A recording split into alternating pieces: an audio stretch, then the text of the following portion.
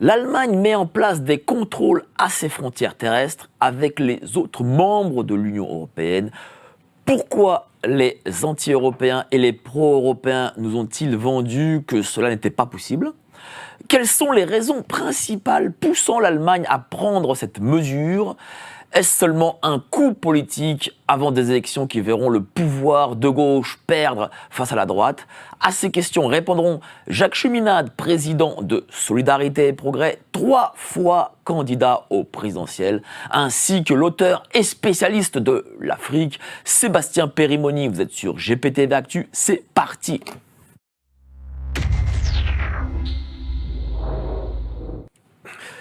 Il ne faut pas avoir peur. Bonsoir à tous, vous êtes sur GPTV Actu, la petite chaîne qui monte et qui parle d'actualité comme Apolline de Malherbe n'en parlera pas.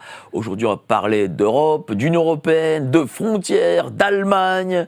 On va analyser tout ça, mais avant cette émission, n'hésitez pas à vous abonner à l'aide de Géopolitique Profonde. Elle est là, elle est présente, c'est celle du mois de septembre.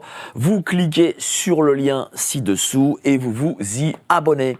Alors je suis très content, j'ai à ma droite Jacques Cheminade, président de Solidarité et Progrès, souverainiste devant l'éternel. Dites-moi, cher Jacques, le fait que l'Allemagne, comme ça, remette ces frontières terrestres, là. Est-ce que c'est inédit, dans l'histoire de l'Union européenne ? Ce qui est inédit, c'est le score de l'AfD en Thuringe et en Saxe.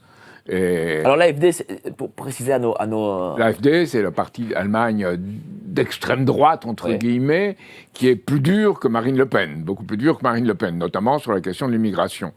Donc en Allemagne de l'Est, où on ne reconnaît plus ce dont il rêvait au moment de la réunification, on va voter pour celui qui est le plus opposé. D'ailleurs, il y a un vote très important pour Wagenknecht et son nouveau parti, qui est entre 10 et 13 ou 14%, plus l'AfD qui est de l'ordre de 30%. Donc là, un gouvernement est aux abois. Le gouvernement allemand est le plus impopulaire qu'il n'y ait jamais eu. Et c'est un étrange gouvernement feu de circulation, comme on dit, rouge, vert, orange, qui ne veut plus rien dire. Donc Scholz, aux abois, décide de prendre cette mesure qu'il pense sera populaire. Donc il prend cette mesure, et comme il est allemand et qu'il pense que l'Allemagne est le pays le plus fort actuellement et qu'Ursula le soutiendra, il prend cette mesure et il y va. Ursula, justement, n'a rien dit. Elle ne s'est pas insurgée, ou elle ne s'insurgera pas, je pense. Mais Ursula, c'est une nobliaude allemande, collabo de tout le système en place. Donc, elle ne peut pas dire quelque chose pour soutenir l'Allemagne. Elle ne peut pas dire quelque chose pour la critiquer. Donc, elle ne dit rien. Est-ce que, cher Sébastien, ça peut rester en l'état ? Parce qu'en France, quand on parle de remettre des frontières, on dit « Ah non, les traités, c'est pas possible, on ne peut pas. » Pourtant, les Allemands le font. Qu'est-ce qui nous différencie des Allemands ? Moi, j'ai toujours une position un peu radicale. On le voit à l'écran. J'ai écrit un livre « Voir l'Afrique avec les yeux du futur » où je dis qu'on n'a pas un problème d'immigration, on a un problème d'émigration. Et donc, l'Union européenne, avec sa politique néocoloniale, a toujours mis en place, depuis les années 60, une politique néocoloniale, une politique d'organisation du sous-développement qui a pillé les continents africains. On a pillé l'uranium du Niger, on a pillé les forêts du Cameroun, du Gabon, du Congo. On a mis en place et gardé la politique du franc CFA qui a appauvri les 14 pays qui sont toujours sous tutelle de cette monnaie, qui sont parmi les plus pauvres de la planète. Et donc ça a évidemment créé une forte émigration parce que ces pays ne peuvent pas se développer. Et donc je pense que toutes ces questions autour d'une immigration choisie, de mettre des quotas, de renforcer les frontières, de choisir qui on fait rentrer, c'est prendre le problème à l'envers en fait pour moi. Alors on pourra toujours... si vous voulez réorganiser les chaises sur le plan... Comment on le prend à l'endroit, du coup ? On le prend à l'endroit, et je l'explique dans ce livre. C'est-à-dire qu'il faut mettre fin au néocolonialisme. Et aujourd'hui, il faut lancer une grande politique de développement pour le continent africain. Il faut savoir que c'est déjà en cours avec le Mali, le Niger, le Burkina. Maintenant, la plupart des pays d'Afrique travaillent exclusivement avec la Chine et la Russie. Avec la Russie dans le domaine militaire et énergétique, avec la Chine dans le domaine des infrastructures. Donc il y a plein de pays qui se développent et qui permet justement de permettre aux gens de revenir sur place. Dans ce livre, j'explique par exemple 2 projets très intéressants. Un qui est le projet Transaqua pour revitaliser le lac Tchad. Il faut savoir que dans la région du lac Tchad, le lac disparaît et donc il y a 3,5 millions de personnes qui ont dû fuir la région. C'est ce qui a été le terreau du terrorisme dans le Sahel, cette extrême pauvreté. Alors que si on revitalisait ce lac, on recréait des emplois, des zones agro-industrielles pour permettre aux gens de revenir, de ne pas avoir à s'enfuir à travers le désert ou plonger dans la mer Méditerranée, on pourrait recréer une politique de développement où les gens pourraient revenir chez eux, participer au développement de leur pays. Et c'est ce à quoi d'ailleurs appellent les pays comme le Mali, le Niger ou le Burkina Faso, qui déjà organisent la sortie du franc CFA pour redevenir souverain d'un point de vue monétaire et pouvoir lancer une politique de projet d'industrialisation et de développement pour que les gens arrêtent de partir soit à l'étranger, soit fuir dans le terrorisme. Donc c'est ça, prendre le problème à l'endroit. C'est lancer une grande politique de développement pour l'Afrique. C'est ce qu'on propose à Solidarité et Progrès, bien avant que je connaisse avec Jacques Cheminade qui en parlait dans les années 90 déjà. Donc c'est ça aujourd'hui, et moi je ne pense pas que vouloir contrôler les frontières soit la meilleure solution. Je pense qu'il faut régler le problème par le haut. Mais en attendant, en effet, il y a un problème et aujourd'hui, chaque pays essaye d'y répondre. Mais face au flot d'émigration qui est en cours, c'est un problème qui est quasiment insoluble dans l'état actuel des choses. Qu'est-ce que vous en pensez, cher Jacques? C'est-à-dire que rétablir les frontières, c'est pas ça qui est important, c'est plutôt le co-développement? Oui, c'est le co-développement. J'avais proposé à l'élection présidentielle de 2017 la création d'un ministère de la coopération, du co-développement et de l'intégration pour que tout soit sous la même conception. Une conception qui est le développement mutuel, qui est le développement de ces pays et notre développement. À partir de là, on dit, il ne faut pas de préjugés sur la question. La frontière, c'est un moyen. Il faut ni que ce soit un mur, ni que ce soit une passoire. On gère, et on gère intelligemment. Donc, si on gère intelligemment, on crée du développement chez eux pour qu'il y ait de l'emploi chez eux. Il y en a toujours qui viendront. Pour ceux qui viendront, eh bien, on crée une intégration qui leur permet d'être associés à la vie française.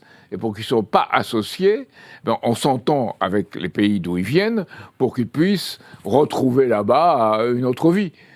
Disons, aujourd'hui, si on veut expulser des gens, maintenant, les Algériens, on ne peut pas, parce qu'il faut les expulser dans le pays d'où ils viennent, et dans le pays d'où ils viennent, ils disent on ne les reçoit pas. Donc voilà, on a ce problème-là. Donc tout se doit se faire dans le cadre d'une négociation où l'avantage mutuel se retrouve entre ces pays africains et la France, ou les pays du Sud et la France. Or, comme le disait un économiste de l'Amérique latine, déjà il y a très longtemps, ça fait 50 ans, qui s'appelait André Gunderbank, il disait, André Gunderfrank, il disait on a développé dans ces pays le sous-développement. Si on fait du développement, la question change. Alors on dit oui, mais c'est très dangereux. De toute façon, s'ils se développent, ils viennent encore plus, parce qu'ils ont plus d'argent, et avec ce plus d'argent, ils pourront venir en France. C'est ce que dit Smith, là, Stephen Smith. C'est faux. Je pense qu'un développement chez eux va créer un milieu de vie. D'ailleurs, même dans les conditions actuelles, 80% des migrations en Afrique se font entre pays africains. Il n'y a que 20% qui viennent au dehors. Alors, nous, qu'est-ce que nous faisons? Le problème, c'est que nous ne faisons pas la politique qu'il faudrait pour notre propre peuple. Donc notre propre peuple, qu'est-ce qu'il fait? Il ne fait pas d'enfants. On est à 1,68, alors que les Français voudraient au moins 2,27, 2,30 des enfants. Ils voudraient plus que 2 enfants. Mais ils pensent qu'ils ne peuvent pas parce qu'il y a des conditions qui ne leur permettent pas. Et s'ils ne le font pas, qu'est-ce qui va arriver? On a besoin pour l'emploi, d'ici 2050, de 3 millions de migrants. Donc, dans un premier temps, il faudra les gérer parce qu'on n'a pas ces enfants. Il faudra avoir ces migrants, quoi qu'il arrive, d'ici 2050. Ah oui, si on veut avoir une politique qui se développe, une politique qui ne soit pas une politique hors sol, il le faudra. Mais, non, je ne dis pas qu'il le faudra. En théorie, si les conditions étaient comme celles d'aujourd'hui. Si on promeut les naissances, qu'on fasse en France la première chose, une vraie politique du logement, ça c'est un des drames français où les gens trouvent des logements là où ils travaillent, des logements qu'ils peuvent payer. Ça c'est la première chose. La deuxième, c'est d'avoir une politique de congé parental juste, qui permette dans les 1000 premiers jours qu'on s'occupe des enfants. Si dans les 1000 premiers jours on s'occupe des enfants, ça va. Les parents peuvent être avec leurs enfants. Il faut créer les conditions où les parents puissent être avec leurs enfants. Et la troisième, évidemment, c'est les crèches. Aujourd'hui, 4 enfants sur 10 ne trouvent pas de place dans les crèches. Et vous avez vu le livre qui vient de paraître, Les Ogres, montrant comment les crèches sont gérées de la même façon que les EHPAD. C'est-à-dire qu'on considère les enfants, les petits-enfants, et les vieux de la même façon, comme des pions sur lesquels on fait du fric. Ça ne marche pas. C'est ce qui ne marche pas chez nous. Donc, les gens, en plus, en voyant l'ensemble de la société, sont pessimistes. La France est un des pays les plus pessimistes en Europe et les plus pessimistes au monde. Donc il faut créer une France gaie, une France où les gens puissent être heureux, belle, où le pays se développe. Et ça, on fait des enfants dans ce cas-là, parce qu'on pense que les enfants vivront mieux que nous. Aujourd'hui, on a fait des statistiques, on fait toujours le temps ça en France, on va prendre des mesures.